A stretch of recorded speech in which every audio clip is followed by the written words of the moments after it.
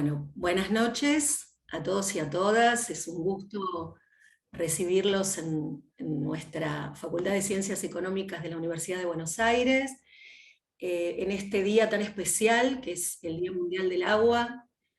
Vamos a escuchar a 4 personas que son referentes en nuestro país, pero antes de presentarlos, le doy la bienvenida a la doctora Patricia Bonatti, que es la directora del CERADE, que es el Centro de Racionalidad, Acción y Decisión de la Facultad de Ciencias Económicas de la Universidad de Buenos Aires, que les va a dar la bienvenida formal. Patricia, buenas tardes.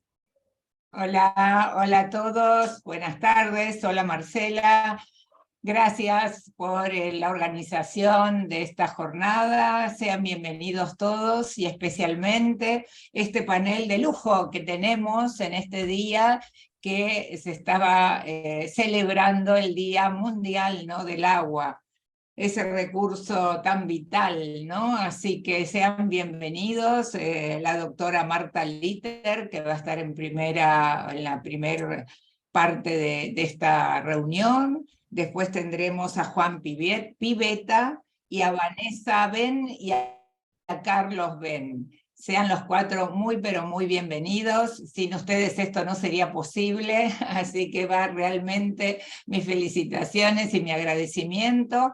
Espero a todos que esto les sea de utilidad y sobre todo concientizar, ¿no?, este tema tan importante. Nosotros en el Centro de Estudios y con la especialista acá, Marcela Aguirre, del agua, estamos en las reuniones siempre comentando lo que vemos a diario en los ciudadanos, en el ser humano, por lo menos el más cercano que tenemos, que es en este país que habitamos, el mal uso del agua, ¿no?, la falta de concientización que hay, ¿no? Y esto realmente creo que, como decía, ¿no?, María Teresa de Calcuta, quizás parece algo tan grande para hacer que de repente uno se siente decepcionado porque dice, ¿cómo hacemos para cambiar todo esto? Y hay que hacerlo pronto, ¿no? Pero María Teresa de Calcuta, a mí me quedó la frase que dijo en algún momento, que no importa aunque sea un granito de arena, ese granito de arena lo tenemos que hacer, ¿no? Entonces en cada uno de nosotros tratar de concientizar al otro de esto, que es un bien finito y que no podemos hacer que las generaciones futuras, por culpa, por supuesto, de las anteriores, se queden sin este recurso vital. Así que, bueno, nuevamente sean bienvenidos, disfruten todos de este panel de lujo que tenemos. Así que muchas gracias sinceramente y gracias también, Marcela, por esta organización. Felicitaciones. Bueno, gracias Patricia por la presentación. Vamos directo a nuestra primera oradora, que realmente para mí es un privilegio poder contar con la presencia de Marta hoy. Marta es doctora en química, es especialista en tratamiento de aguas por métodos avanzados y en soluciones para eliminar arsénico en aguas de consumo. Marta ha sido galardonada con el premio Jusey a la trayectoria en ciencia y tecnología ambiental en el año 2022, así que es muy reciente este premio que ha recibido. Y nos va a comentar o va a exponer respecto de la calidad y contaminación del agua, su rol como derecho humano, las enfermedades hídricas y el problema del arsénico. Esa va a ser, digamos, la mirada o la dimensión que Marta va a abordar. Marta, ya tenés posible, podés compartir. Sí, ante todo, antes de compartir, quiero agradecer la posibilidad de participar en este panel y lo mío puede ser un poco técnico, pero voy a tratar de ir rápido porque sé que no todo el mundo está en el tema. Yo soy química, entonces bueno, veo este tema del agua desde el punto de vista química. Va a ver si puedo compartir.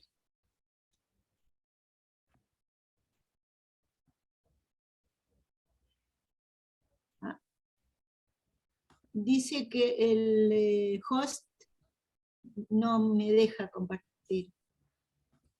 A ver, tendrías que poder. Ya ¿Sí? estás como coanfitriona. Probá ahora. Ahora sí. Ahora sí, ahora sí.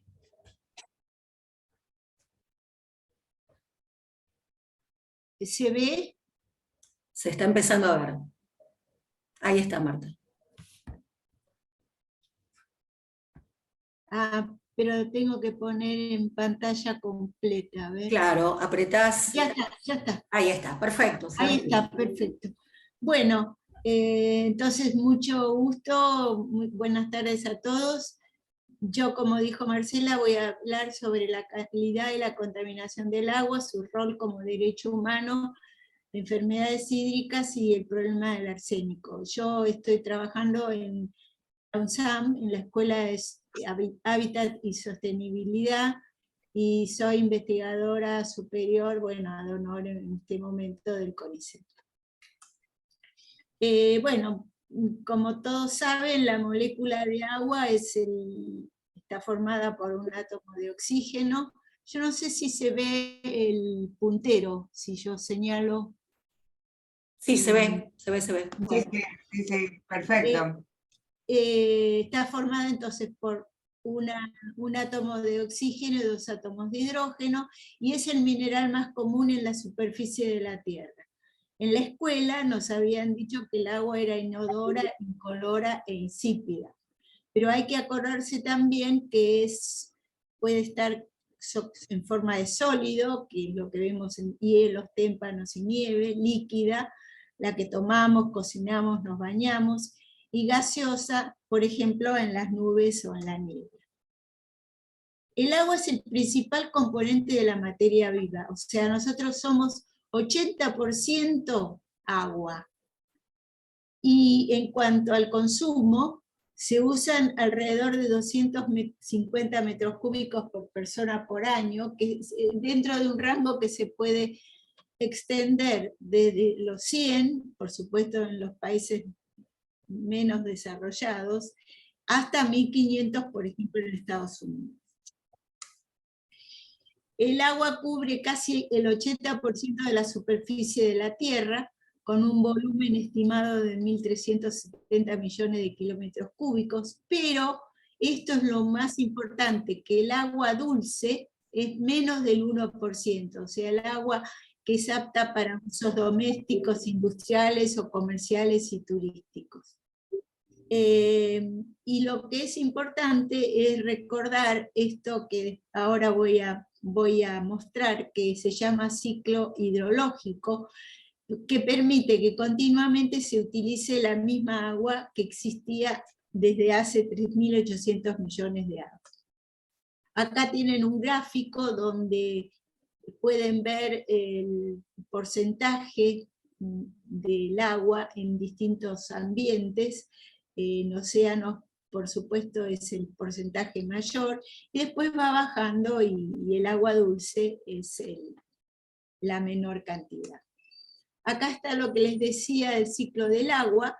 Este ciclo describe el movimiento del agua a través de diferentes ambientes. Siendo un ciclo se puede empezar por cualquier lado, pero hay distintos procesos. Por ejemplo, el agua contenida en los océanos, por acción del sol se puede evaporar, después condensar y vuelve a la Tierra, ¿sí? A través de escurrimientos o de lluvia o de derretimientos de hielo sólido o de nieve. Y puede estar en el agua, dentro de la tierra como agua subterránea, o surgir como un manantial y volver al agua en el punto en el cual partimos. Algo que no voy a tratar acá, pero que también es importante y todos tenemos que tener en cuenta, es el tema de las abundantes sequías y desertificación que tenemos en nuestro país, y las incontables inundaciones, que bueno, se puede o no deber al cambio climático, ¿sí? Está todo en veremos todavía, pero una gran parte sí.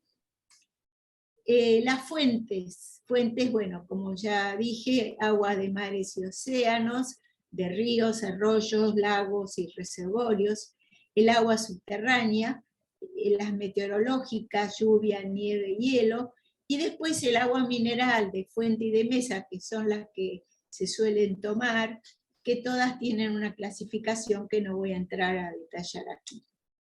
Para nosotros es muy importante este acuífero, esta agua subterránea, que es una reserva enorme, ¿sí? Que cubre, con una antigüedad muy grande, que cubre, está por debajo de 4 países, Brasil, Argentina, Paraguay y Uruguay, y cubre alrededor de 1.500 municipios, es decir, unos 23 millones de habitantes, y más del 50% se abastece del mismo. Y lo tenemos que cuidar, porque está últimamente en la picota, o sea, todo el mundo quiere algo del acuífero guaraní.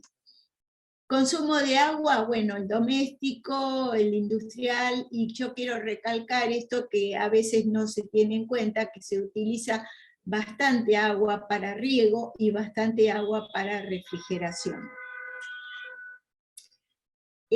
Las propiedades del agua las digo muy rápido, todo el mundo se acuerda de la escuela: líquida, inodora, insípida, incolora, en pequeña cantidad, pero por ejemplo, por fenómenos ópticos la podemos ver verdosa o azulada en grandes masas o capas de gran profundidad, como los lagos.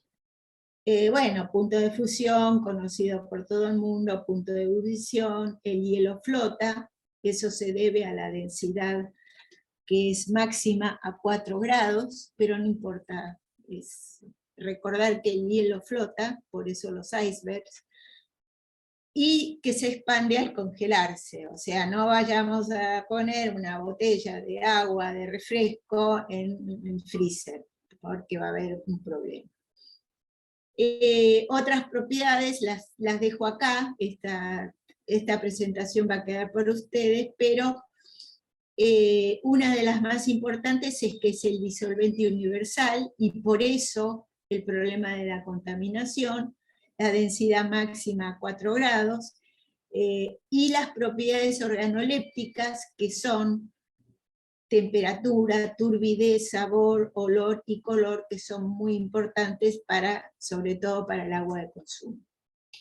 Bueno, voy a hablar algo de la contaminación hídrica. En su mayor parte es de origen humano, ¿sí? Son las actividades humanas. Se puede definir según la naturaleza y estructura química, según la calidad y según la aplicación. Y puede ser biológica, la contaminación, ¿no? Biológica, mineral e inorgánica, orgánica y radioactiva.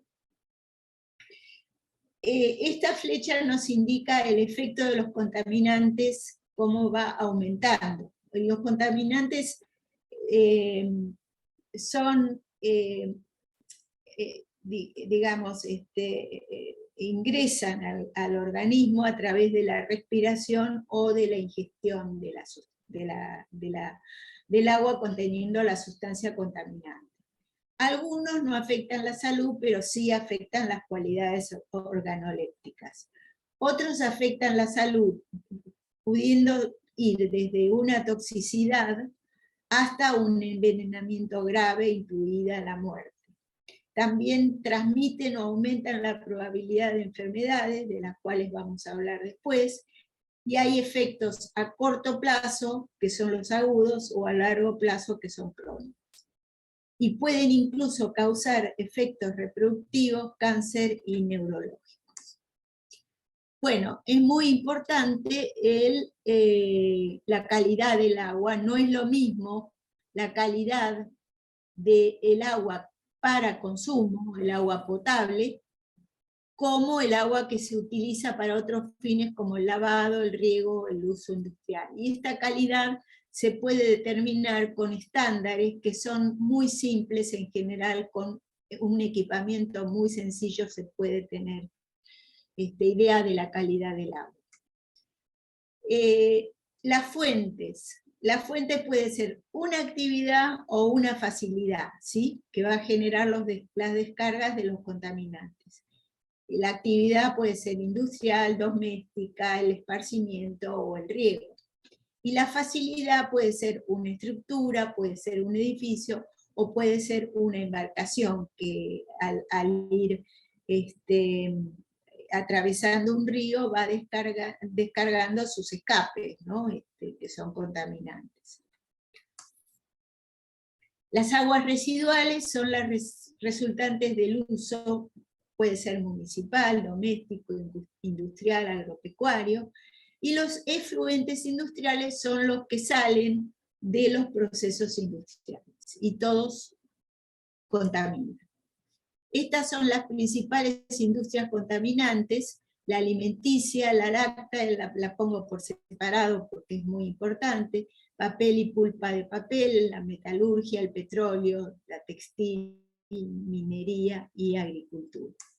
Acá tenemos distintos tipos de contaminación inorgánica, esto es pura química, pero todos estos compuestos son bastante tóxicos en distinto grado. También tenemos la posibilidad de contaminación radioactiva a través de la radiación ionizante, es decir, la producción de partículas alfa, beta y gamma por procesos radioactivos. Y esto también es importante, parámetros como la acidez, la alcalinidad y la salinidad, porque, por ejemplo, para la acidez que se mide con el pH, si se acuerdan de la escuela, hay un rango de pH donde 7 es el máximo, pero este rango va de 4 a 10, es donde puede vivir un organismo. La alcalinidad, afortunadamente, no se produce por actividad humana, pero ahí puede haber estratos del suelo y minerales alcalinos que pueden impartir alta alcalinidad al agua. En cuanto a la salinidad, también existe un rango de salinidad para la vida, porque, por ejemplo, el pez de agua dulce muere en el mar, el pez de mar muere en agua dulce, y el exceso de salinidad mata plantas, así que tengan cuidado con las plantitas de ustedes. Bueno, yo me caracterizo por trabajar más que nada en metales pesados. Trabajamos mucho en cromo. El cromo tiene toda esta serie de aplicaciones, es un contaminante muy difundido, por ejemplo, en el Riachuelo, se puede encontrar en Matanza, en toda la cuenca Matanza-Riachuelo, por los efluentes que emiten las industrias asociadas. Pero de las dos formas del cromo, que una es cromo 6, hexavalente, y la otra es cromo 3, el tóxico es el cromo 6, que puede causar cáncer y además es móvil, o sea, se va desplazando en el agua. Por lo tanto, la Organización Mundial de la Salud recomienda, porque la OMS recomienda, un valor muy chiquitito, de 50 microgramos por litro, es una cantidad muy pequeña. Y para aguas residuales, los valores aceptados están entre 5 a 500 microgramos por litro, y esto depende del país, el cuerpo receptor y el tipo de industria. El cromo 3, que es la otra forma habitual del cromo, es menos tóxico, menos móvil, puede ser eliminado como precipitado, y además es una especie que es esencial en la nutrición humana, o sea, no hay problema, o sea que todos los esfuerzos que hacemos, los que trabajamos en esto, consisten en transformar el cromo 6 en cromo 3.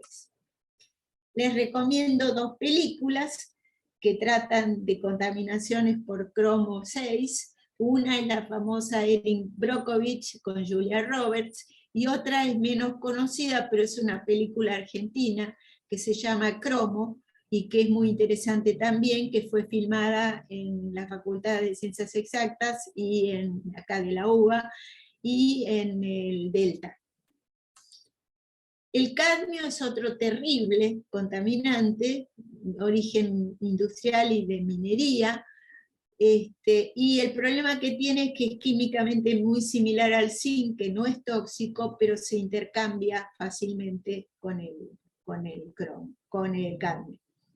Y causa un envenenamiento muy serio, y el valor, fíjense, recomendado por la OMS es muy, muy pequeño, 3 microgramos por litro. Otro terrible es el mercurio. El mercurio tiene todos estos usos que ustedes conocen en agricultura, en cosméticos, termómetros, válvulas, en los materiales dentales, por suerte se dejó de usar, en compuestos farmacéuticos, etc.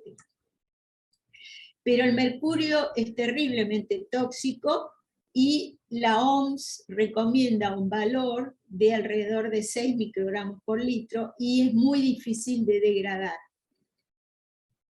Y les comento este caso que disparó todas las investigaciones por la contaminación con mercurio, que es el caso de Minamata, de 1956, donde se provocó un envenenamiento masivo por descargas industriales de compuestos con mercurio, transformados a un compuesto mucho más tóxico, que es el metilmercurio, que se introdujeron a través de los peces en la cadena alimentaria y llegaron al hombre. Y oficialmente se acepta que hubo 3.000 personas afectadas, pero con efectos teratogénicos, o sea, sobre las generaciones futuras.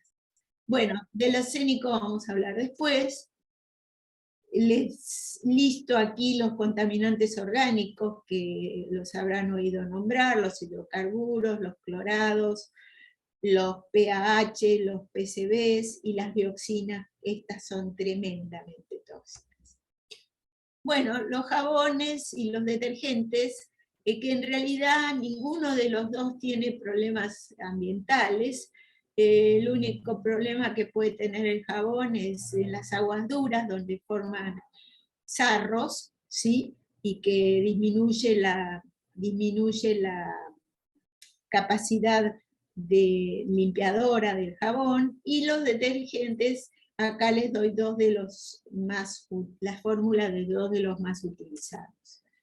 Los problemas de los detergentes no vienen por ellos, vienen de las sustancias que se les agrega. Por ejemplo, los polifosfatos, fíjense, abrillantadores, fragancias, tinturas, todas cosas que se le ponen a los detergentes para embellecer o para mejorar su rendimiento. Los biocidas también son contaminantes tremendamente tóxicos, se usan fundamentalmente en agricultura, y son tóxicos y otros mutagénicos y carcinogénicos. Y hay toda esta gama que, bueno, como les queda la presentación, la pueden consultar después. Solamente voy a dar el ejemplo de los organoclorados, de los cuales el DDT es el más conocido, pero es tóxico y carcinogénico, a pesar de que salvó en su época muchas vidas, pero después se descubrió que era tóxico. Y en Estados Unidos se prohibió en 1972 y en nuestro país en 1992. Otro debate es el célebre glifosato, que es un herbicida que elimina hierbas y arbustos, y bueno, que es el principio activo del famoso herbicida comercializado por Monsanto, pero no voy a entrar porque es un tema muy de debate. Hay una gama de compuestos, o sea, la bioremediación, la remediación con microorganismos, es el método más económico y sencillo para eliminar contaminantes. Pero hay muchos compuestos que son refractarios a los microorganismos. Y acá tienen aquí una lista y siguen. También están los POPs, los compuestos orgánicos, los contaminantes persistentes que resisten la degradación y se acumulan en los organismos vivos y suelen ocasionar efectos muy serios en la salud, y además pueden ser transportados y depositados a grandes distancias de su fuente original. Están ahora también muy en boga los contaminantes orgánicos emergentes, ¿sí? Porque son aquellos que se producen por el uso humano a través de la excreta, porque el hombre los usa para por ejemplo, los antibióticos, los analgésicos, algunos estrógenos, también tenemos los disruptores endocrinos e incluso los endulzantes. Los microorganismos patógenos son algunas bacterias y virus que causan enfermedades y a menudo sobreviven a tratamientos comunes como la cloración. Y causan lo que se llaman enfermedades hídricas, y que son todas las que pongo acá, ¿sí? O sea, el agua contaminada y el saneamiento deficiente están relacionados con la transmisión de enfermedades como el cólera, el tifus, el cáncer y la arsenicosis. Según el informe del Consejo Mundial del Agua de hace poco, la carencia de agua segura y saneamiento causa la muerte de 3,5 millones de personas por año, que es el doble de las muertes por accidentes viales y casi el triple de las muertes por HIV-Sida. En América Latina podemos contabilizar unas 150.000 muertes anuales, de las cuales 85% se dan en niños menores de 5 años. Bueno, cito las bacterias coliformes porque son los organismos que se utilizan como indicadores de contaminación, y la ausencia de estas bacterias en el agua indica que es bacteriológicamente segura, o sea que no está contaminada. Bueno, esto es algo que yo quiero destacar porque se sabe muy poco: el agua potable y segura y el saneamiento como derecho humano. El 28 de julio del 2010, la Organización de Naciones Unidas reconoció explícitamente el derecho humano al agua y al saneamiento esenciales para la realización de todos los derechos humanos. Y declaró que los estados y las organizaciones internacionales deberían proporcionar recursos financieros, capacitación y transferencia de tecnología para suministrar agua potable y saneamiento saludable, limpio, accesible y asequible para todos.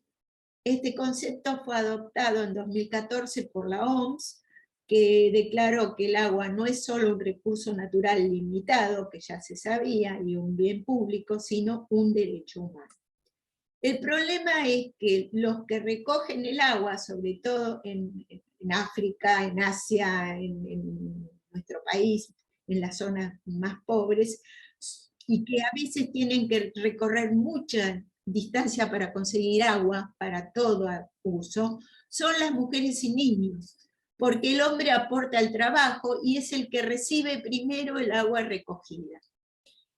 En cambio, si no tienen que viajar, en esos hogares tienen más tiempo para, por supuesto, su actividad económica, la preparación de alimentos y el cuidado, educación y esparcimiento de los niños. Entonces el agua como derecho humano da derecho a agua suficiente, 50 a 100 litros de agua por persona y por día, segura, sin microorganismos tóxicos o peligros radiológicos, con propiedades organolépticas convenientes y aceptables, y además culturalmente apropiada y sensible al género, al ciclo de la vida y a las exigencias de privacidad. Da derecho a agua físicamente y económicamente accesible y disponible, y disfrutada igualmente sin discriminación por mujeres y hombres. El agua tiene una especial influencia sobre el resto de los derechos humanos, como por ejemplo el derecho a la alimentación, a la salud, a la vivienda, al trabajo y a la cultura. Bueno, el problema del arsénico en agua, voy a tratarlo rápido, pero también lo quiero destacar porque es un problema serio, es un envenenamiento crónico por consumo de agua en pequeñas dosis por tiempo prolongado, y en nuestras regiones tenemos arsénico en aguas subterráneas a muy altos niveles, y causa una serie de manifestaciones clínicas que se llaman hidroarsenicismo crónico regional endémico, o ACRE, que causan, por ejemplo, lesiones en la piel y cáncer, como lo que pueden ver en esta foto, que es una de las más suaves que puedo presentar. La población afectada o en riesgo no quiere decir que todo el mundo esté enfermo, pero quiere decir que puede estar afectada o estar en riesgo. Se calcula unos 220 millones de personas, unos 14 millones en América Latina y en la Argentina unos 4 millones. Al contrario de muchos otros contaminantes, la fuente es natural, o sea, hay arsénico en agua subterránea proveniente de la disolución de minerales u otros fenómenos geológicos, o sea que el arsénico estuvo, está y estará siempre presente en esas aguas, y hay una serie de actividades humanas que dan una contribución menor. Este es un gráfico, que no voy a entrar en detalle, que parece mucho, pero le dan a ustedes una idea de las aplicaciones. Acá tenemos un mapa mundial, también está Australia, pero no está incluido acá, pero también hay problemas, donde se ve claramente que en el sudeste asiático hay muchos casos, o sea, hay mucha contaminación de aguas subterráneas por arsénico, pero la mayoría de los países han solucionado el problema.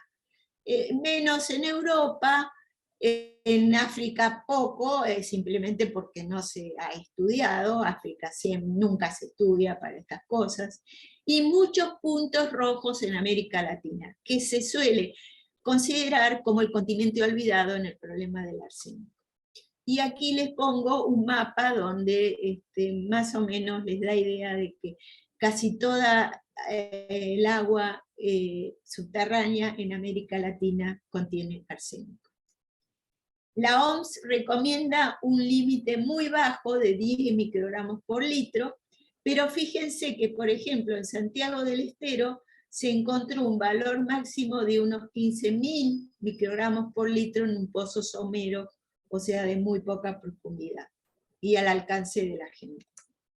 Esta nota salió en el diario en 2008, en primera página, donde decía que había peligro, 4 millones de personas en riesgo en nuestro país, y los efectos del arsénico sobre la salud por contaminación del agua de bebida son muchos, ¿sí? Que ya hablé, pero quiero destacar esto que para mí es extraordinario, porque hace más de un siglo, con los elementos que él tenía, un médico, el doctor Goyenechea, relacionó la sintomatología que él observaba en pacientes de la localidad de Belleville, en Córdoba, con el consumo de agua conteniendo arsénico, que retomó el doctor Argersa unos años después, y le dieron el nombre Acre a estas manifestaciones.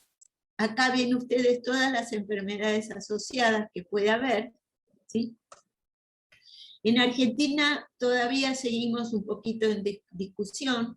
El Código Alimentario adopta el valor de la OMS, con una salvedad que es que se pueden admitir valores mayores hasta contar con los resultados de este estudio que está acá, pero que en realidad tenía una duración de 180 meses, perdón, una duración, no me acuerdo de cuánto, pero hace 5 años que se está realizando este estudio y no se termina nunca. Otra cosa importante es una definición del contenido de arsénico en agua mineral, porque antes era 200 microgramos por litro, y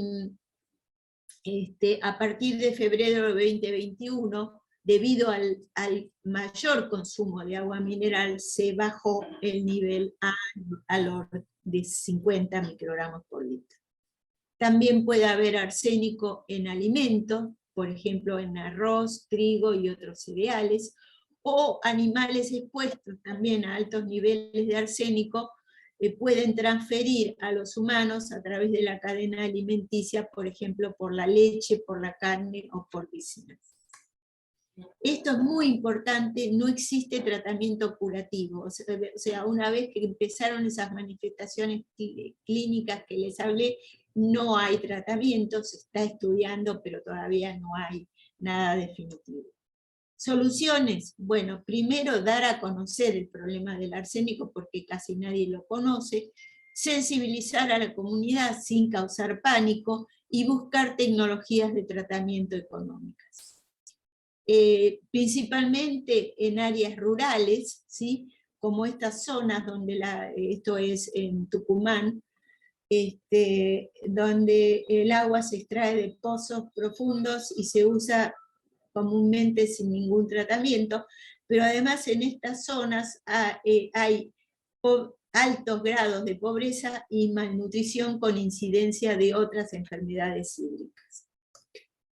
Nosotros publicamos con un grupo de investigadores un informe que lo pueden encontrar fácilmente en internet, de acceso libre. Lo hicimos en la red de seguridad alimentaria de CONICET, donde pueden encontrar todo tipo es un informe muy largo, está enfocado desde todos los aspectos, desde el geológico hasta el aspecto social, y allí van a encontrar algunas tecnologías a pequeña escala, de bajo costo, desarrolladas por investigadores argentinos. Recomendación: si vamos a aplicar un método, es obligatorio el análisis y la validación del mismo para eliminar el contaminante, porque no todas las aguas son iguales, y no podemos engañar a las personas, ¿sí? Ofrecerles algo que no les va a servir.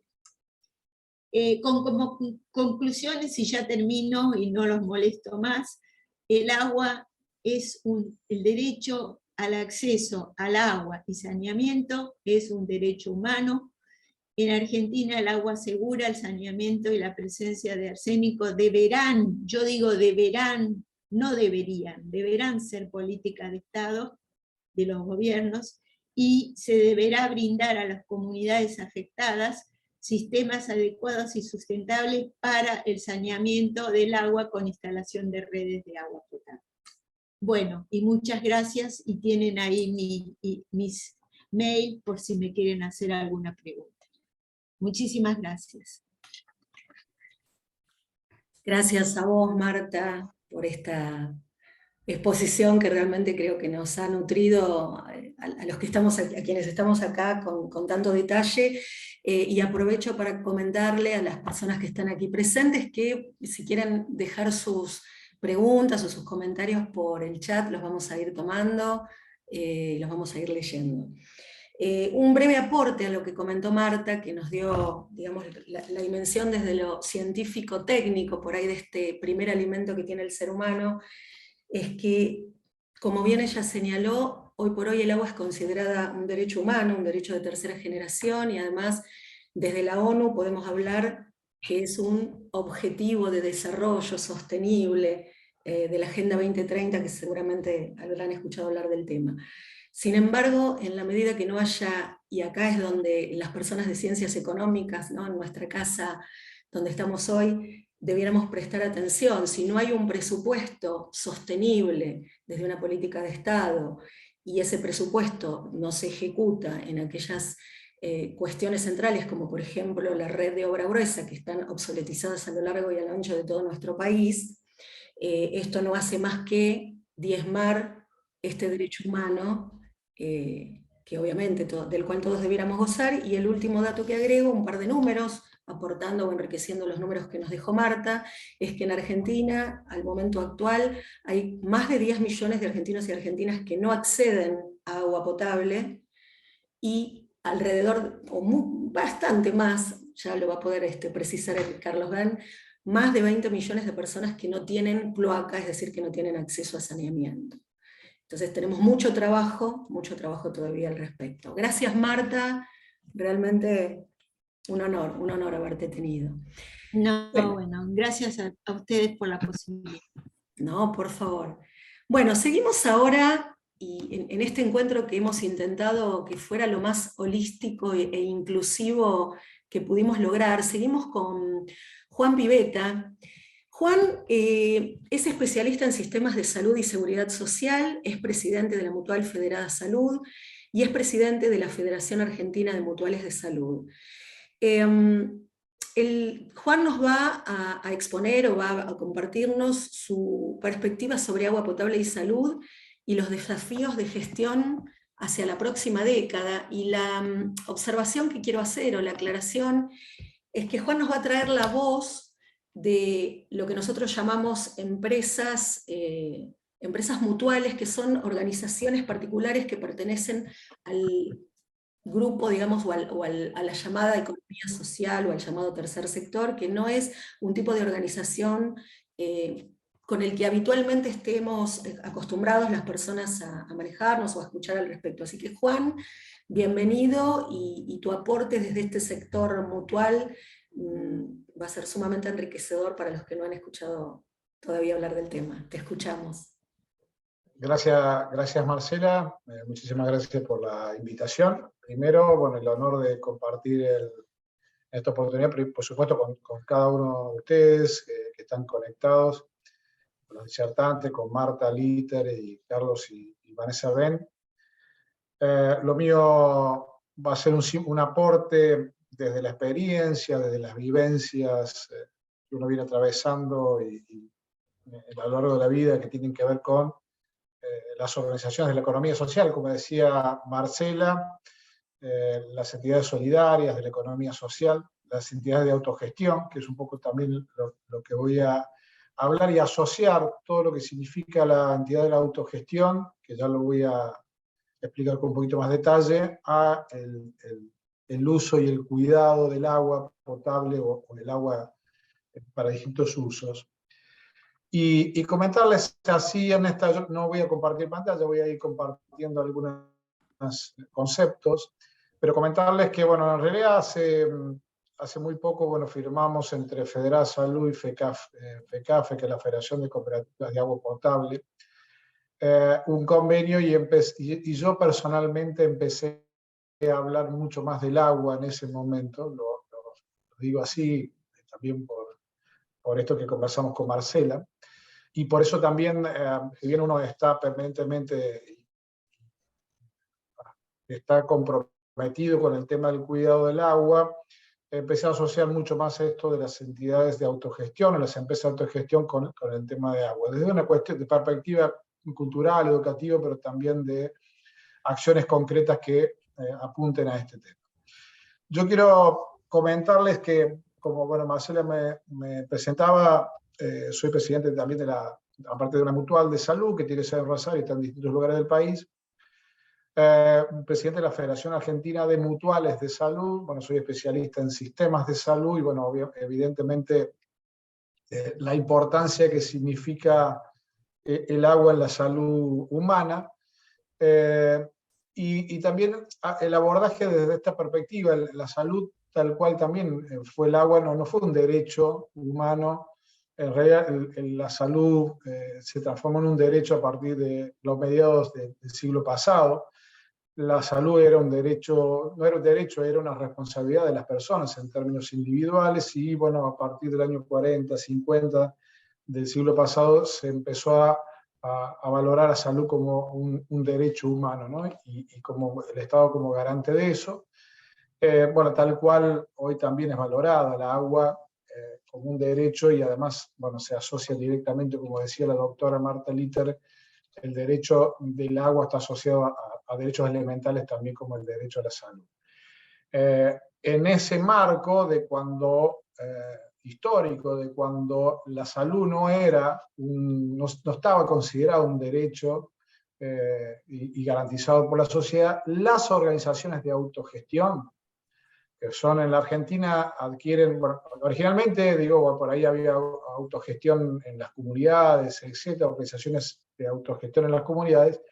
Después fueron sofisticándose esas formas de organizaciones de autogestión, y, por ejemplo, en Argentina, ese derecho que no garantizaba el acceso del Estado, el derecho a la salud, a la protección contra la vejez, contra las enfermedades, lo empezaron a dar las entidades en la Argentina, o brindar la entidad en la Argentina de autogestión.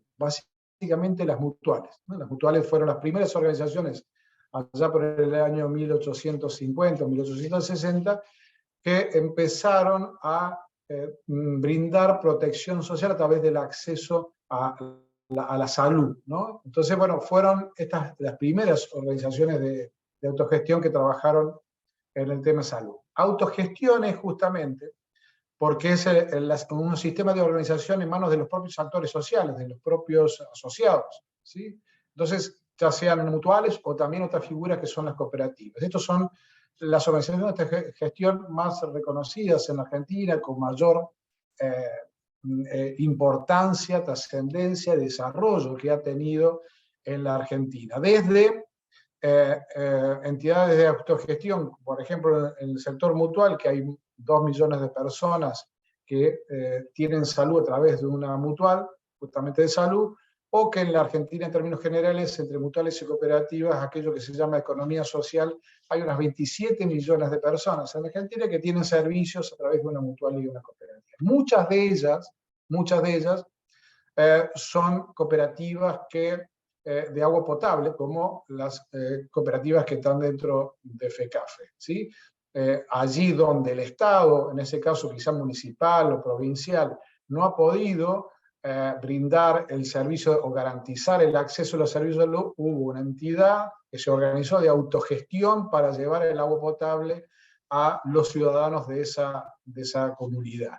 O a veces inclusive directamente el Estado delegó en una cooperativa esta provisión del agua potable. Esta red en el país, en el interior, es muy grande, muy fuerte, muy importante, y quizás sea una de las llaves para bueno, seguir garantizando el acceso a la salud. En Argentina se considera que debe haber más de 2.000 cooperativas que brindan agua potable a distintas localidades y ciudades del interior. Cuando bueno, recorremos el camino de la importancia del agua en la historia, por supuesto, ha tenido mucha trascendencia en civilizaciones tan importantes como la mesopotámica, en donde bueno, comenzó el dominio del agua y empezaron las primeras regulaciones del tema del agua. ¿Sí? Pero también empezaron algunos problemas, los primeros problemas ambientales en aquella oportunidad por temas de salinización, etc. Otras civilizaciones no quiero profundizar, pero como la egipcia, bueno, obviamente y su adoración al Nilo, y después la griega o la romana, por supuesto, donde bueno, empezaron a ser muy vanguardistas en este tema del uso del agua. En América, por supuesto, también los pueblos originarios tienen un desarrollo en el tema del uso y cuidado del agua realmente admirable. No obstante, si nos acercamos a la realidad, a la actualidad, hoy se considera que hay más de 700 millones de personas en el mundo que viven por debajo del umbral del estrés hídrico, ¿sí? Según la Organización Mundial de la Salud, hay unos 768 millones de personas que consumen agua de forma demejorada y 185 millones recurren a agua de superficie. Esto yo lo he visto personalmente en provincias argentinas, en donde hay gente que toma agua de los bañados o de las aguadas que se construyen en el suelo junto con los animales. Esto pasa. En gran parte hay provincias de esto, como decía la doctora Marta Líquido, bueno, el consumo de arsénico en estas poblaciones son enormes. Yo lo he visto personalmente a lo largo de mi historia. También uno empieza a analizar cómo ha disminuido la disponibilidad de agua por persona. Entonces tengo acá unos datos, ¿no? Que hablan que en el año 1910 la disponibilidad era de 31.000 metros cúbicos por habitante, en 1950 18.000, y en el 2010 eran 4.230 metros cúbicos anuales por habitante. Claramente estamos, por supuesto, ante situaciones y problemas de abordaje, porque también se habla, ¿no?, lo que puede llegar a pasar en el 2050, en donde se calcula que entre 4.800 y 5.700 millones de personas vivirán en estrés hídrico al menos en un mes al año, versus los 3.600 millones actuales. Esto está marcando un panorama muy preocupante y de abordaje inmediato para ir revirtiendo estas problemáticas. Y cuando vamos al terreno de la salud, por supuesto que hoy se considera que hay 3,5 millones de personas que mueren anualmente por falta de agua y otras 300 millones de personas enferman por malaria, fiebre amarilla, diarrea, etcétera, que son provocadas por aguas contaminadas, que es un grave, bueno, ahí recién se mencionaba. Entre 1.000 y 4.000 chicos en la Argentina están muriendo, en el mundo están muriendo todos los días por el tema del agua. Claramente es un tema muy importante del abordaje y tiene que ver con muchísimos aspectos, ¿no?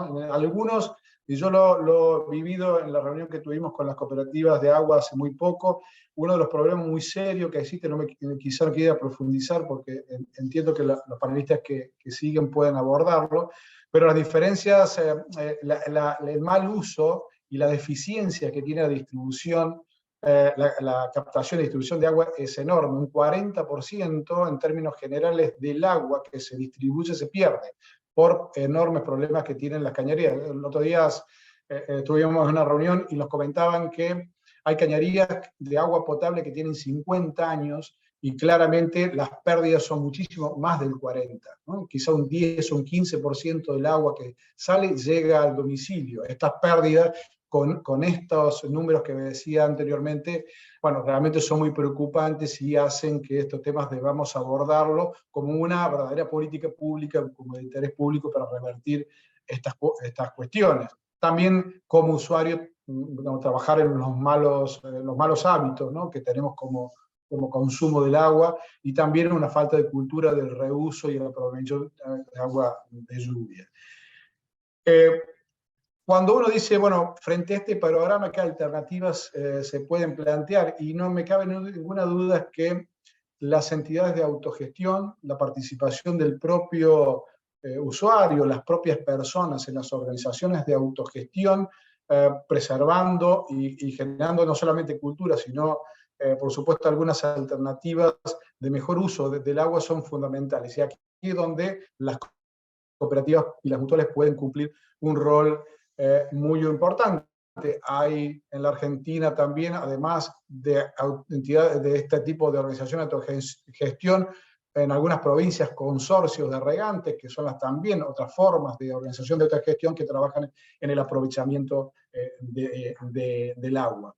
Claramente todas estas políticas, todas estas acciones, va a haber que claramente intensificarla, y todos podemos hacer un aporte, desde nuestra mutual, y para finalizar y asociar todo lo que tiene que ver con la cuestión forestal o la cuestión de la reforestación y la relación que tiene con la preservación del agua, son algunas estrategias fundamentales. Nosotros, y también atendiendo los objetivos de desarrollo sostenible que marca la Organización Mundial de la Salud, y todo lo que tiene que ver con las estrategias de ir contra, o trabajar contra la desertificación, y además también, por supuesto, con la preservación de los ecosistemas interiores de agua potable. Estamos haciendo un trabajo en la provincia de Córdoba y Santa Fe, donde, bueno, en Córdoba estamos empezando ahora en el mes de abril, con la forestación, con la plantación de más de 2.000 árboles nativos en Córdoba, y estamos trabajando con el Colegio de Ingenieros Agrónomos aquí en Santa Fe para tratar de fomentar todo lo que tiene que ver con la forestación, que, bueno, obviamente hay una relación directa juntamente con la preservación del agua y además también con la contaminación ambiental. Por lo tanto, digamos, este tipo de acciones también son centrales y fundamentales por parte de este tipo de organizaciones, y son acciones concretas, ¿no? Son acciones concretas que tienen que ver con ir tratando de resolver esta cuestión, y las propias personas organizadas en ese tipo de organizaciones de autogestión, juntamente con el Estado y las políticas públicas, pueden ir resolviendo estos enormes problemas y estos desafíos que tenemos hacia los próximos años. Bueno, Marcela, este fue mi humilde aporte y quedo a disposición de todos ustedes. Muchas gracias.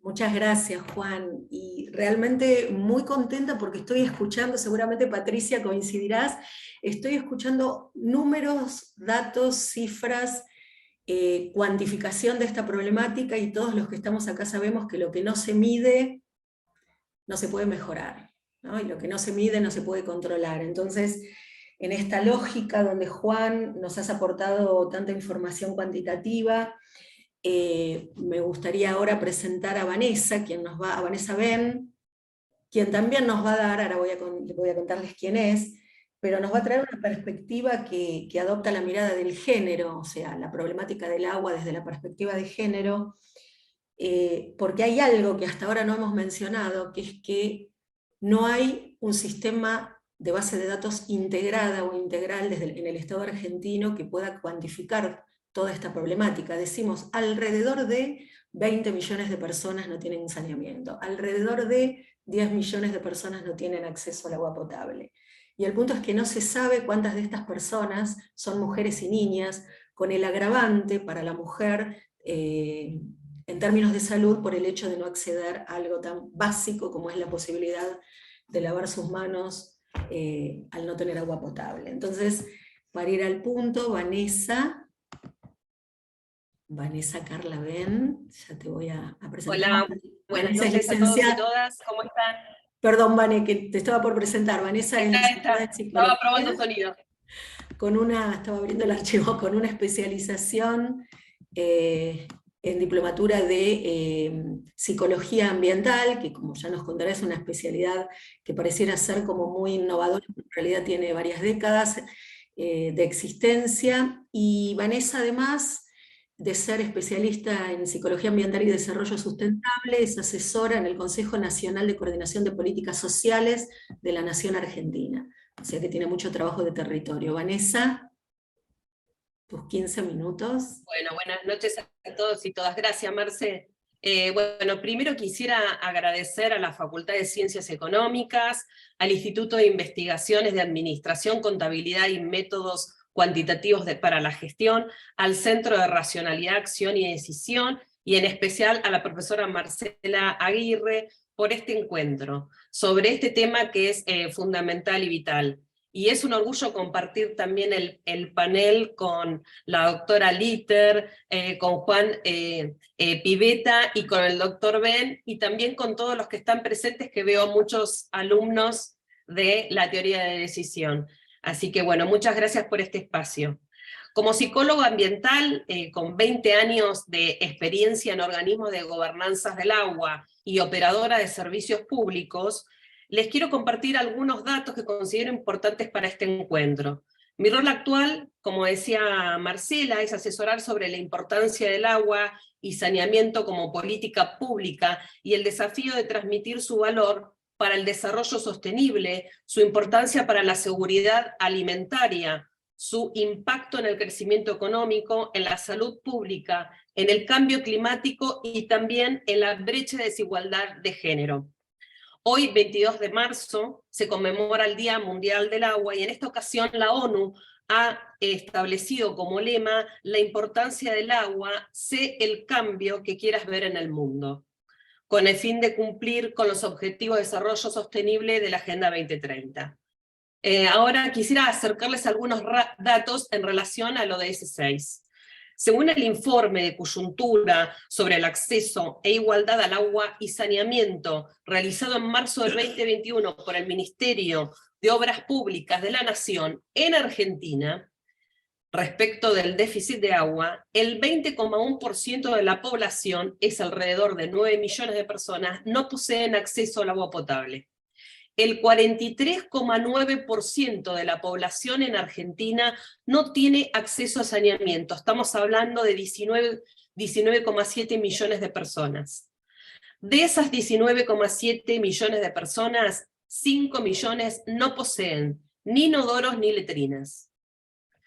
Sin duda, no es solamente una deuda social, sino también ambiental, ya que solo el 20% de las aguas residuales son las recolectadas, y de ese 20% solamente el 12% se trata. El resto se vuelca así a ríos y al mar sin tratamiento. El acceso a estos derechos también debe integrar la agenda de género, porque no tener acceso a estos derechos afecta de manera desigual a varones y mujeres.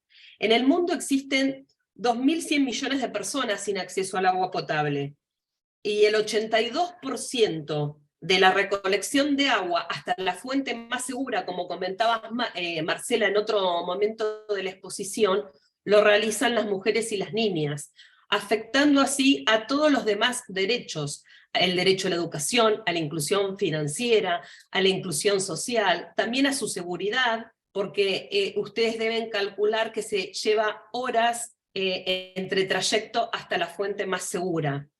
En el caso de la falta de saneamiento adecuado, también debemos comprender que la brecha de desigualdad de género impacta en la salud de manera diferente, porque las necesidades higiénicas de las mujeres son diferentes y por una cuestión de salud ginecológica e integral requieren un baño, da no solamente salud, sino también dignidad.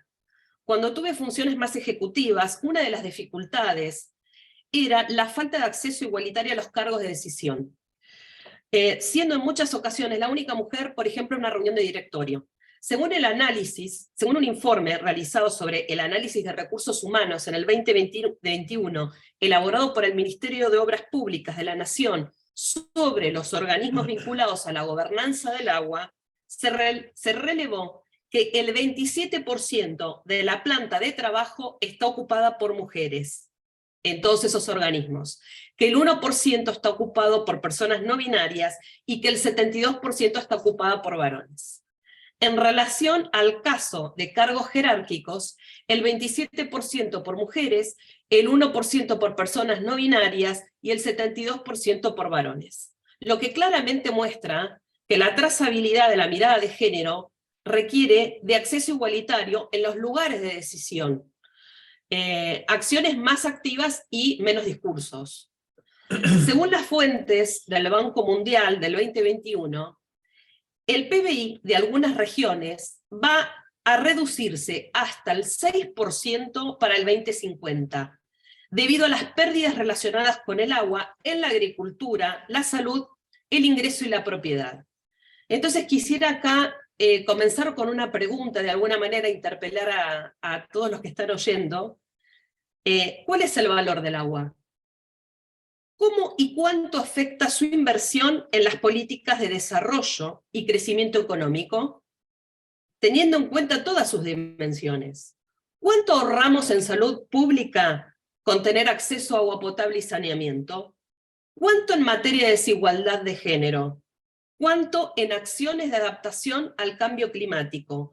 ¿Cuántas vidas se podrían salvar con acceso a agua potable y saneamiento? Respecto de la gobernanza del agua, obra y servicio público no es lo mismo. Van juntos, pero no es lo mismo. Se requiere mayor inversión, sobre todo con los números que hemos visto, en obras públicas y servicio público para cubrir el déficit que les acabo de mencionar. En Argentina existe, como creo que Juan había mencionado, más de 1.800 operadoras de servicio. Digo 1.800 operadoras, pero puede variar porque no hay registro de las operadoras en Argentina. Que es un poco lo que vos hablabas, Marcela. No se puede modificar ni gestionar mejor lo que no se puede medir. Así que la primera acción que hay que hacer es medir cuántos son los operadores en Argentina. Bueno, de esos operadores, 1.800 a 2.000, porque no sabemos con exactitud, tienen como desafío alcanzar la sustentabilidad operativa y financiera.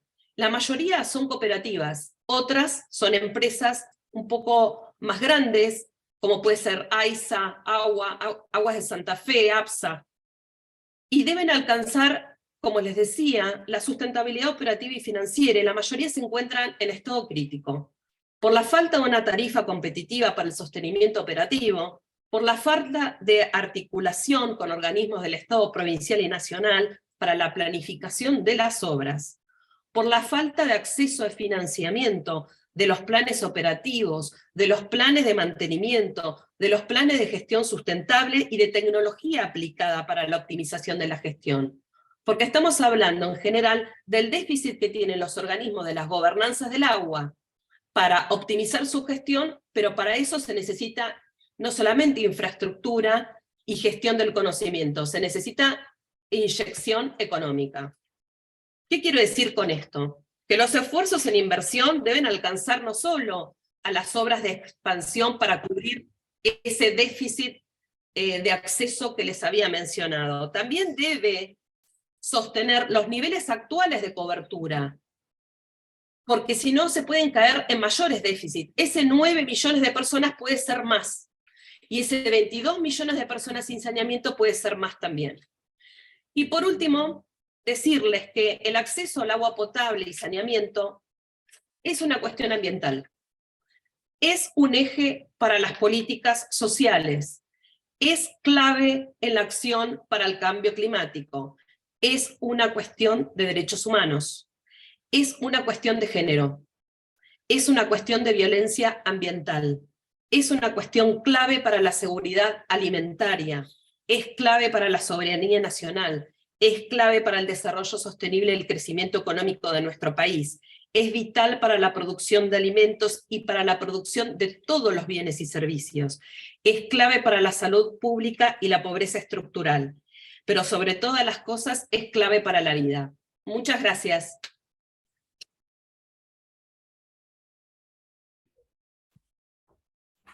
Gracias, Vanessa, por una síntesis tan precisa y contundente que nos has dado.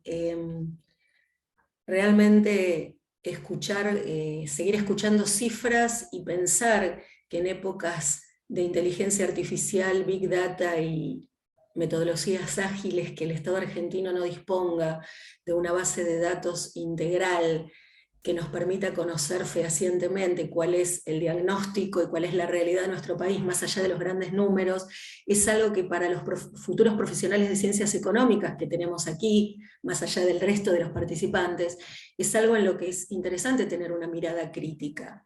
Nosotros sabemos y estamos formados, o nos formamos en la carrera, justamente para poder armar diagnósticos que nos permitan definir y planificar un futuro a través de las decisiones que tomemos. Entonces, sin información, ¿qué planeamiento y qué toma de decisiones es posible? Entonces, esto queda, nuestra intención con la doctora Bonatti al armar este evento tiene que ver con abrir el juego y la propuesta a la reflexión y al compromiso que ustedes van a tener como futuros profesionales.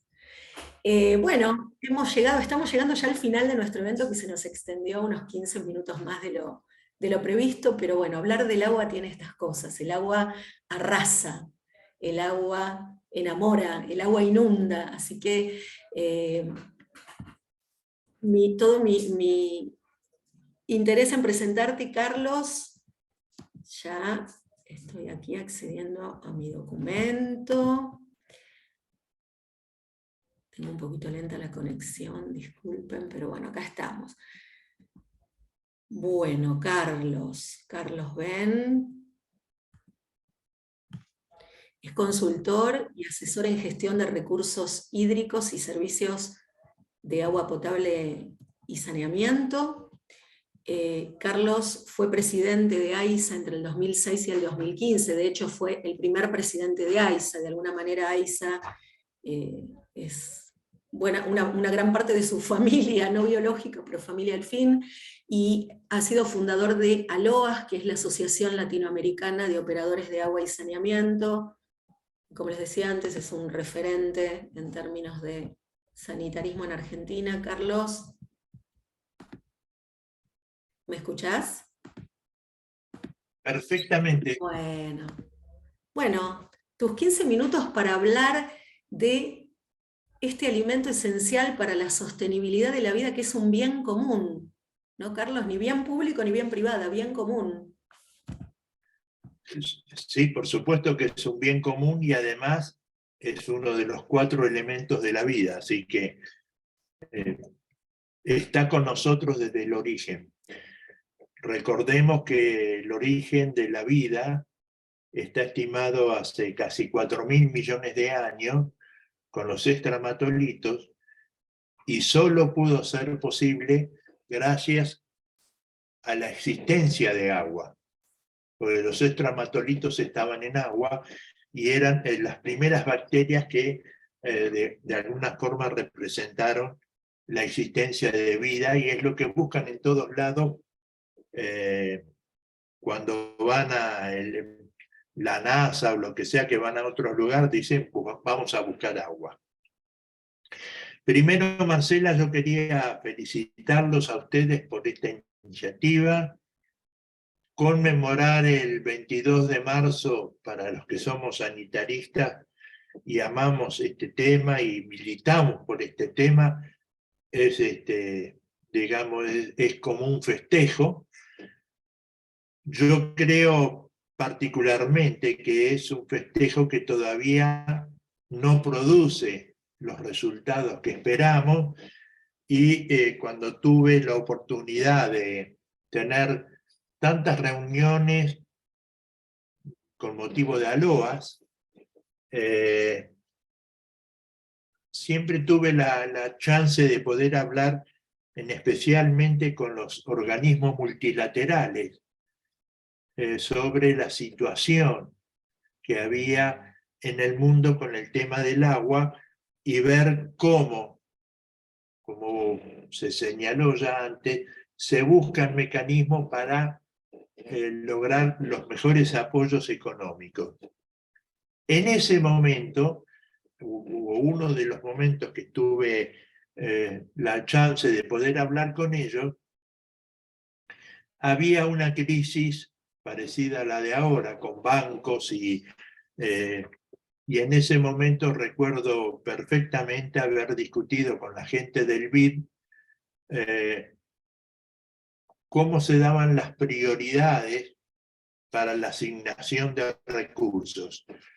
Y recuerdo haber señalado, incluso creo que públicamente en aquel día, que los bancos se salvaban solos, que no necesitaban que los organismos multilaterales apoyaran, digamos, el salvataje, y sí debían destinarlo a obras de agua y saneamiento, porque el agua y saneamiento, como fue señalado acá, tiene muchas vinculaciones con toda la actividad humana, pero si tiene vinculación con la salud, si es el primer alimento, si tiene vinculación con la dignidad humana, yo, con más de 50 años dedicados a esto, todavía no entiendo por qué no es la prioridad número 1 en todos los países del mundo. Hoy pude leer en Clarín, que salió con motivo del Día del Agua, cosas y datos que ya se dijeron acá, que 2.100 millones de personas no tienen agua, que 4.500 millones de personas en el mundo no tienen cloaca, que mueren 340.000 chicos menores de 5 años por año por enfermedades hídricas, y como se señaló, lo señaló bien Juan, 2,5 millones de personas, y creo que también Marta. La escasez de agua afecta al 40% de las personas en el mundo. Creo que Juan mencionó 3.700 millones, y que en el 2050 van a ser más de 5.000 millones. Obviamente esto va a ser así si no cambian las políticas, porque yo creo que es uno de los temas que es un poco como la salud y la alimentación. Si no hay políticas de Estado plenamente apoyadas, simplemente el panorama va a empeorar. También se publicó que el 90% de los desastres naturales se relacionan o tienen el agua como protagonista, que el 80% de las personas de los países no tratan las cloacas, los desagües cloacales, que 2/3 de los ríos transfronterizos no están gestionados, que el 70% de la extracción de agua es para la agricultura, es decir, para producir alimentos, que como ustedes saben hoy, en especial a colación de la guerra, es uno de los temas que se está tornando prioritario, y que de alguna forma los sanitaristas identificamos cuando se venden en especial soja o carne, que la huella hídrica tiene que identificar que hay una gran cantidad de agua que se vende, o sea, no estamos vendiendo semillas o carne, estamos vendiendo además agua.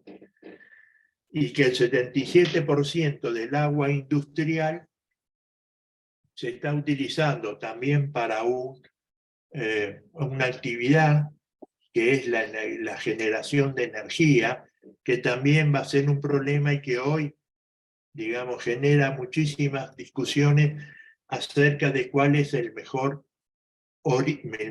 elemento para producirla. Entonces, aparecen todas las cuestiones que están vinculadas, en especial con el cambio climático. El cambio climático, por lo que yo veo, digamos, es un poco como el Kraken. Está creado por los dioses, pero los dioses no lo pueden manejar ni dominar. El cambio climático está generado en buena parte por la actividad del hombre. Si bien ha existido cambio climático en épocas en que la humanidad no tenía actividad, lo cierto es que la actividad humana está empeorando el panorama y se están produciendo situaciones de poco manejo y mucha menos aún previsión. Entonces, por un lado vemos inundaciones, por el otro lado vemos sequías, lagunas que desaparecen, ríos que se secan. Y hoy, por ejemplo, en estos días estuve viendo que se atribuye al cambio climático las inundaciones que hay en Perú, en California, en Turquía, en Siria, en Pakistán, es decir, en varios lugares del mundo, incluso con una cantidad importante de personas que han fallecido, en África, Madagascar, Mozambique.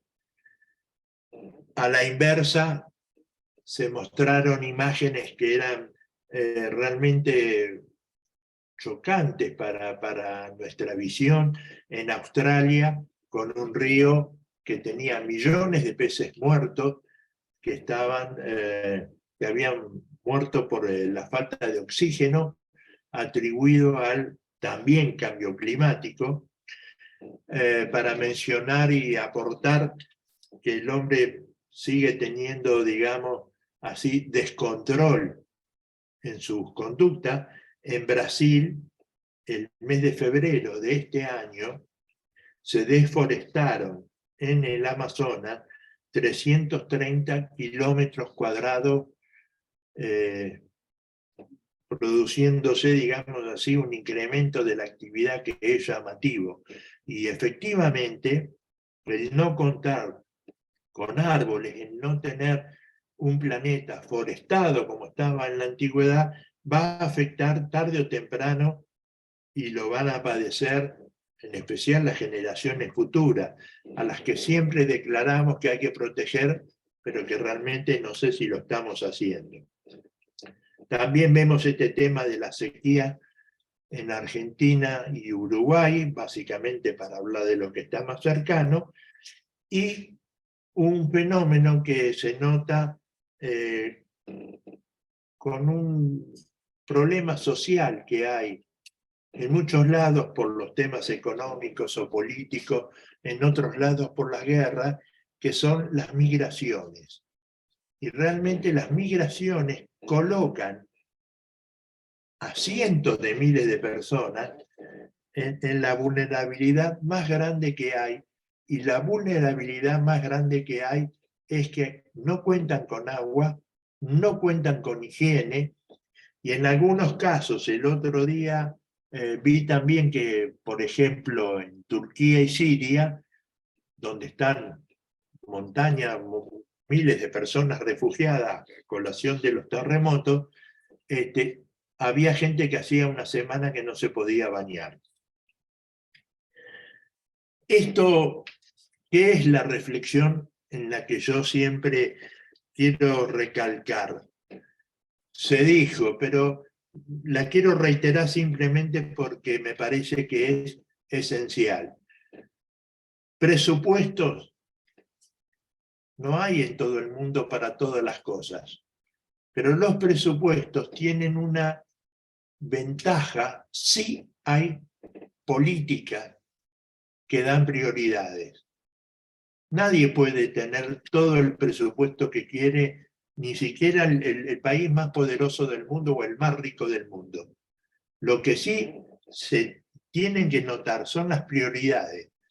Y si vos en el mundo tenés 40% de la población del planeta sin desagües cloacales, o el 80% sin tratamiento de desagües cloacales, lo que está fallando no es un problema financiero o económico, es un problema político, es un problema de asignación de prioridades. Y muchas veces hablaba con estos organismos de que se hacen muchas reuniones. Fíjense que hoy, por ejemplo, empezó en Nueva York, en Naciones Unidas, una reunión, un encuentro que va a durar hasta el día 24, donde se congregan muchas personas, muchas de las cuales se va a resaltar todos estos problemas que nosotros estamos mencionando acá y que tan brillantemente los que me precedieron mostraron con números, cifras y estadísticas, pero lo que no se ve es cuál es la salida, cuál es la solución. Que hoy se esté diciendo que las ODS para el 2030 no se van a cumplir, y eso era evidente, en especial las de desagües cloacales, está marcando que no tenemos el reflejo para producir cambios políticos importantes, en ningún lado. Para hablar de Argentina, le quiero comentar a Patricia Bonatti que el cambio en la sociedad lo tenemos que producir con educación. La educación, tal como lo quisimos hacer en su momento en AISA con el programa educativo Vida Líquida, la educación tiene que, de alguna forma, formar los ciudadanos, y esta materia no puede faltar, como otras materias que son esenciales para la vida y para que la gente pueda, en el momento que tiene que tomar la determinación política del voto, tener en cuenta que haya planes y propuestas que incluyan estas cosas. Porque si no se incluyen, el político que se está proponiendo, de alguna forma no te está mostrando cuáles son sus prioridades.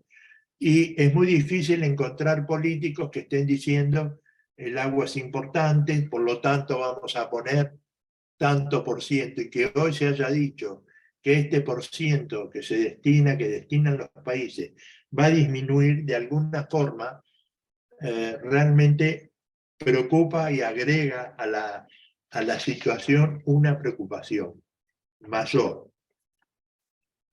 ¿Qué sucede a nivel de países? Porque ninguno de nosotros puede dejar de ignorar o de tener en cuenta que hoy la prioridad, digamos así, la magnificencia política está comandada por aquellos países que tienen mayor desarrollo y mayor poder económico y estabilidad. Fíjense ustedes que además son los que tienen mayor influencia en estos organismos que yo creo que deberían ser más fervientes para apoyar a los países que no tenemos o cultura suficiente a nivel político o cultura suficiente a nivel del pueblo, una conducta que muestra que de alguna forma hay una dedicación importante para los servicios. En algún momento yo que tuve discusiones con algunos que estaban en la actividad política y que se hacían inversiones en distintos lugares del país, sostuve, sostengo y sostendré de que se debe exigir condiciones y priorización de estas materias. El BID, el Banco Mundial, perfecto, podrán o no hacerlo, la decisión en realidad no la podemos determinar nosotros. Pero en el país se pueden aplicar políticas de incentivos esenciales para poder alcanzar las metas que ya sabemos no vamos a alcanzar por más promesas que hacemos. Y esas cuestiones las tenemos que tener en cuenta no solo para enfrentar los efectos del cambio climático que va a pasar desde sequías hasta inundaciones, crecida del mar, en fin, todavía no tenemos el panorama completo y los científicos, no sé si no lo dicen del todo, sino que además nos tiene que permitir dar una organización para ver y entender que la agricultura sin medida agrega agrotóxicos a los recursos hídricos, que la actividad minera a cielo abierto destruye los glaciares y destruye los hielos continentales, que de alguna forma la actividad de extracción de petróleo y gas sin control está destruyendo las aguas subterráneas, que de alguna forma la industria contamina. Antes contaminaba los recursos superficiales, ahora contamina también los subterráneos, porque para un industrial es más barato hacer un pozo y arrojar la contaminación a las aguas subterráneas que cumplir con las normas. Y los estados parece que no tuvieran hoy la suficiente convicción política para alcanzar, digamos así, hacer cumplir las leyes. Leyes hay un montón. Lo que no hay en Argentina es una instrumentación constitucional que sea mucho más potente en relación al recurso hídrico y a su cuidado, que es algo que yo estoy tratando de empezar a propugnar para decir, sí, tenemos leyes de agua, tenemos códigos de agua, tenemos el código alimentario, Marta, que vos conocés todos sus elementos, pero tenemos una incapacidad política para hacerlos cumplir y aplicar, digamos así, los objetivos para los cuales fueron sancionadas estas normas. Yo no digo que una reforma en la Constitución va a cambiar o mejorar notoriamente el tema, pero le va a dar otro estatus jurídico por un lado, y por el otro lado va a permitir hacer una discusión en un nivel donde no es fácil acceder como es el político. Yo recomendé para algunos compañeros que están en Naciones Unidas hablando en este momento, el ejercer acciones cotidianas, pequeñas, pero constantes, y de alguna forma buscar lo que la publicidad no te va a dar, porque ningún medio masivo de comunicación se dedica a una cuestión como esta. Puede por ahí mencionar de vez en cuando que hay un problema con el agua, con las cloacas, o que no hay esto, que no hay aquello, pero necesitamos un accionar mucho más constante que de alguna forma supla lo que es, o complemente lo que es la educación de un pueblo. Yo siempre me acuerdo, Juan, está muy bien lo que vos mencionaste sobre los romanos, sobre de alguna forma los egipcios o los griegos. Yo te quiero mencionar que en América Latina, los mayas, los incas, los aztecas, tenían un conocimiento enorme sobre el valor del agua y además tenían lo que, digamos, su cultura les representaba, que era la adoración por el agua. Yo no digo que hay que convertir al agua en Dios, pero va a haber que mirarla con unos ojos que no son los humanos, porque como lo estamos mirando, puede ser que no estemos obteniendo todos los resultados que queremos. Sigo sosteniendo que las actividades políticas tienen que tomar en consideración 3 protagonistas que me parece que casi nunca están. Los operadores, cualquiera sea su organización, y por supuesto las cooperativas, los organizadores, los operadores grandes, provinciales, privados, públicos, nacionales, provinciales, los trabajadores y los usuarios. Si nosotros de alguna forma comenzamos a alimentar, digamos así, con datos también, con aportes a estos grupos, de alguna forma también podremos tratar de alcanzar o de convencer a la política de que la política tiene que darle a esto prioridad. Y la primer prioridad que se tiene que obtener es a nivel económico. Lógicamente, no es creando impuestos o subiendo el valor del agua. Muy bien, Vanessa identificó que la búsqueda del valor del agua va a ser muy importante para que los que deban pagar la identifiquen y los que no puedan pagarla sepan qué esfuerzo está haciendo la comunidad en su conjunto, porque tendrá que haber una política de Estado que de alguna forma garantice este servicio para todos. Si es importante para la salud, si es importante para la alimentación, si es importante para la higiene, para el género, para la educación, para la industria, para el desarrollo y de alguna forma el progreso de la humanidad, no puede dejar de tener prioridad y que esta prioridad sea reconocida fuertemente. Yo quiero tratar de concluir. Vos me pediste, Marcela, alguna mención.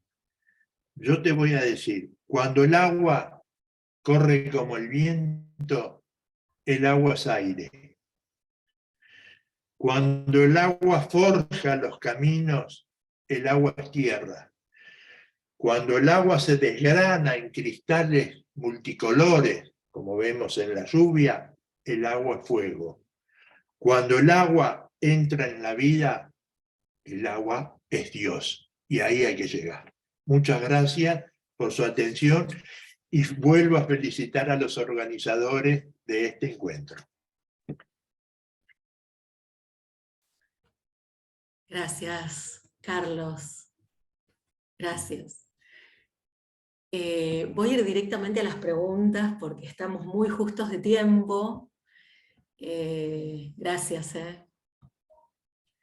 Y a ver, acá veo una de Franco, que entiendo que es para Juan. No sé, Juan, si la pudiste ver o si querés que la lea.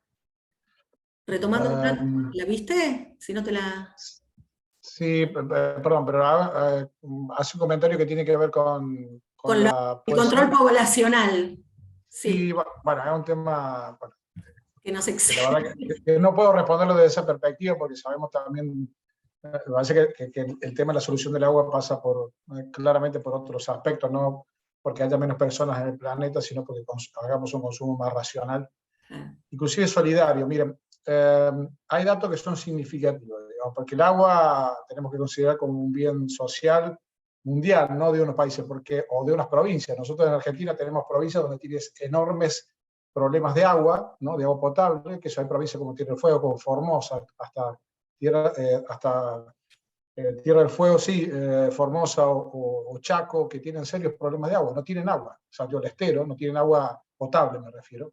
Y otras provincias que lo tienen por supuesto, mucho más. Y entonces aquí es cómo se hace un uso racional y también de equitativo del acceso al agua. Pero también tenemos en el mundo, digamos, en Estados Unidos creo que se consumen 580 litros por habitante por día por habitante por día de agua. y hay otros países que no tienen agua. Digo, también hay una cuestión que tiene que ver con el manejo racional del uso del agua y la posibilidad y acceso equitativo del uso del agua. Miren, yo estoy, por supuesto, más orientado al tema salud y a los sistemas de salud. Las inequidades en salud en la Argentina son enormes. De acuerdo a donde se vive cada uno, donde nace cada uno, es el acceso que tienen los servicios de salud. En el agua es parecido, en el agua es muy parecido. Por lo tanto, creo que las soluciones tienen que ver con los cambios de cultura, con políticas claras, digamos, que tengan que ver con la posibilidad de acceso al agua, con una cuestión de distributiva totalmente distinta, con obras de infraestructura. Acá Carlos comentaba mucho esos aspectos. Y después las cuestiones culturales, digamos. Creo que todos podemos hacer algo en este sentido y bueno, no creo que por ahí pase por algunos controles de notaría. Creo que claramente se pueden hacer muchas cosas que tienen que ver también no solamente con obras, sino con cómo culturalmente abordamos el tema de otra manera. Cada uno de nosotros con un mejor consumo, cuando nos bañamos, por supuesto, utilizamos menos agua, cómo utilizamos también, que son muy simples, créanme que son enormemente simples, y tampoco gran costosas, y también de los estados promover el uso racional, y además también la recuperación de aguas grises, etc. Hay muchísimas medidas que se pueden implementar. Lo que hace falta es que también, como dice Carlos, que se lo vea como un problema desde las políticas públicas, desde la elaboración de las políticas públicas, como algo esencial y fundamental, y bueno, priorizar y reorientar recursos humanos y económicos en este tema, por supuesto, en el tema del agua potable y el acceso al agua potable. Gracias, Juan. Acá hay una pregunta que entiendo que es para Marta, que es una pregunta aparentemente sencilla, pero con una respuesta compleja, Marta. Policausal, ¿existen métodos efectivos para eliminar o reducir el arsénico en el agua? A ver, esa pregunta, como vos dijiste muy bien, Marcela, es muy compleja. No se puede, el arsénico es sumamente difícil, no hay un método universal, por supuesto, hay que probarlo, hay muchas interferencias, o sea, cuando en el agua existen otras sustancias que pueden ser contaminantes o no, el método puede no ser efectivo, o sea, ahí se dice que hay interferencias. Los métodos que se usan están todos basados, casi todos basados en el uso de compuestos de sustancias que tienen hierro. El hierro es muy afín al arsénico, entonces en general se lo fija y después ahí está el otro problema, se forman barros conteniendo arsénico y hierro, y esos también hay que después tratarlos de alguna manera. No hay un método y no hay tampoco que engañar, es lo que yo dije al final, no hay que engañar a la población, hay que probar el método en cada agua que se vaya a tratar. No sé si satisface mi respuesta. Entiendo que sí, y si no, quien preguntó, que es Estefano, tiene una buena oportunidad para seguir investigando y leyendo. Estefano Lupinacci. Una para Vanessa acá. ¿Hay acciones concretas desde el Consejo de Políticas Sociales, del cual formás parte, ¿no?, que protejan a las mujeres y niñas? Si sí, ¿cuáles? Y si no, una medida que puedas proponer o que se te ocurra que puedas proponer. Mira, en los programas que se están trabajando están vinculados a la niñez y al acceso de alimentación saludable a través de los mercados Multiplicar. El tema del agua como política social, bueno, a partir de que yo llegué con toda esta impronta y este tema, se empezó a visualizar un poco más las poblaciones que son vulnerables, la mayoría barrios populares y zonas rurales dispersas.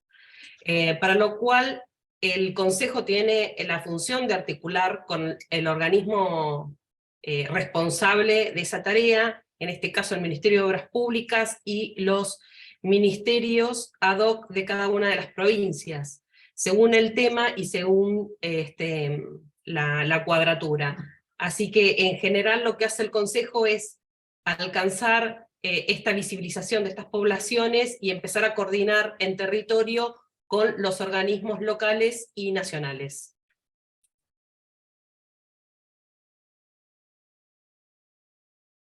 Gracias, Vane. Bueno, tomamos una más porque ya estamos en tiempo, así podemos hacer en forma prolija el pase a la doctora Bonatti para que haga el cierre. Jessica dice, ¿qué tan lejos estamos como entiendo que es para Carlos, ¿qué tan lejos estamos como país para dejar de desperdiciar agua en los inodoros principalmente? Que sea accesible. ¿Existe ya algún sistema en grandes países? Baño seco, creo que apunta para ese Carlos. La doble cañería. Bueno, mira, cada uno de los países trata de buscar un mecanismo, algunos tienen cañerías, otros reutilización del agua, aprovechamiento de otras aguas. Yo creo que hay dos cosas que se pueden hacer para ahorrar o recuperar una buena parte del agua, que no es precisa en los inodoros desde ya, que a través de la cultura y una intervención estatal que hoy no existe, que es el tema de las instalaciones internas. Las instalaciones internas, en la época que estaba Obra Sanitaria de la Nación, se controlaba casi casa por casa. Hoy eso se desarticuló y no hay ninguna, ni siquiera norma que diga cómo tiene que ser un inodoro para aplicar, digamos, viste que hay inodoros que están divididos, mejor para aplicar con un servicio o con otro, o qué tipo de instalaciones son las más aptas para no desperdiciar agua. Obviamente, las pérdidas de agua en una casa son importantes y todo lo que se pueda hacer con eso a través de la comunicación o de la intervención es mejor. Pero esta desigualdad que recién marcó Juan es una desigualdad que se da en estos servicios. Y esta desigualdad no es solamente notoria en las distintas jurisdicciones donde está servido la parte más importante o más residencial de una ciudad, pero no todo el mundo, no todas las personas, y se dejan, digamos, o barrios populares afuera, u otras personas que de alguna forma no acceden al servicio. Hace que además los operadores no tengan todos los fondos suficientes para operar eficientemente el agua. Le contestaría, no sé cómo se llamaba la señorita que preguntó, o la señora que preguntó. Jessica. Jessica. La mayor cantidad de agua la pierden los que operan el servicio. Entre el 30 y el 50% del agua que se potabiliza se pierde en fugas de las cañerías o de los sistemas. Incluso cuando los sistemas son muy obsoletos, en especial en las plantas potabilizadoras, que se lavan los filtros más constantemente que en la actualidad, el agua que se derrocha, digamos, así que se tiene que malgastar, por decirlo, por no poder actualizar las instalaciones, es enorme. Antes de llegar a las casas. Todo esto sucede, como bien señaló Vanessa, antes de llegar el agua a los domicilios. Quiere decir que, de alguna forma, los trapos hay que lavarlos en todos lados.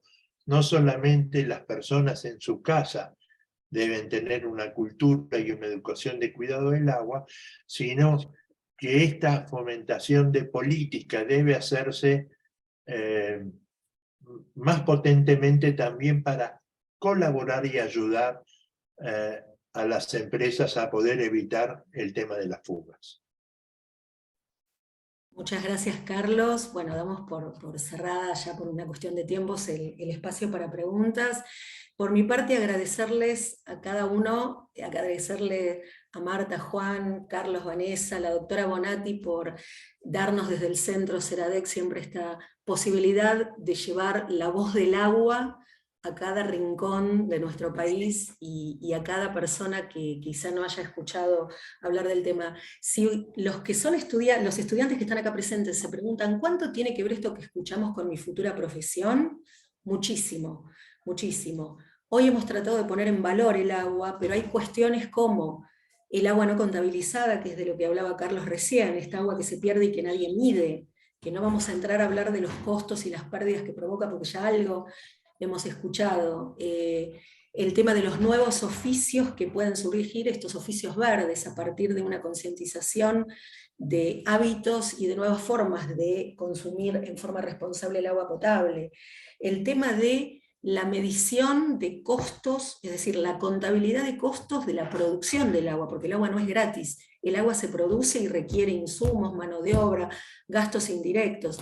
Y por último, ya para despedirme y pasarle a la doctora el cierre del evento, en épocas de Big Data, de nuevo, y en la sociedad de la información, algo que todos ustedes tienen la posibilidad de desarrollar como futuros profesionales, es todo ese universo de contenidos que tiene que ver con la analítica de datos, Big Data, análisis de la información, etcétera, que es un nuevo campo de trabajo profesional que se abre para todos ustedes de una manera importante. Muchas gracias por la presencia, muchas gracias por esta oportunidad, y Patricia, el cierre. Okay. Gracias, Marcela. Y como había anticipado, fue un panel de lujo. Quiero destacar la variedad de enfoques, de conocimientos, de distintas especialidades, que como comentamos al principio, nadie puede negar que tuvimos un enfoque totalmente holístico del problema del agua. Y eso, la verdad, van mis dobles felicitaciones. Abarcamos todos los aspectos problemáticos con datos, estadísticas, realmente los felicito. Y Carlos, por supuesto, pienso y estoy de acuerdo con lo que dijiste, esto hay que hacerlo en la educación, hay que empezar desde el jardín de infantes, ¿no? A concientizar. Fíjense que las generaciones de ahora no se comparan con las nuestras, ¿no? Por lo menos con la mía, ¿no? Y esto porque de alguna manera ya existe esa educación, y en la universidad, por supuesto, también le tenemos que tomar. Yo no soy la directora de carrera, pero se está en la Facultad de Ciencias Económicas reviendo y cambiando y modificando materias, asignaturas. Creo que la brevedad eso se dará a conocer, así que por mi parte, por supuesto, ya hice llegar y voy a volver a reiterar la necesidad de tener materias optativas que hagan a todo esto de lo que estuvimos hablando, y como bien recalcó Marcela al final, el tema de la inserción de los profesionales de económicas, en este caso de los licenciados y licenciadas en administración, ¿no? Que por supuesto tenemos mucho por hacer. Así que de nuevo van mis felicitaciones a Marta, Juan, Vanessa, Carlos, realmente fue un lujo, y como dije al principio, sin ustedes esto no hubiera sido posible, así que sinceramente gracias. Y gracias a todos los asistentes y a todos los que nos acompañaron. Y por supuesto, de nuevo, Marcela, gracias a vos por toda esta bellísima y completa organización de este evento del agua. Nos vemos el próximo año. El próximo Okay. Muchas gracias. Buenas noches. Gracias, Muchas chao, gracias. gracias. Muchas gracias, chao, chao.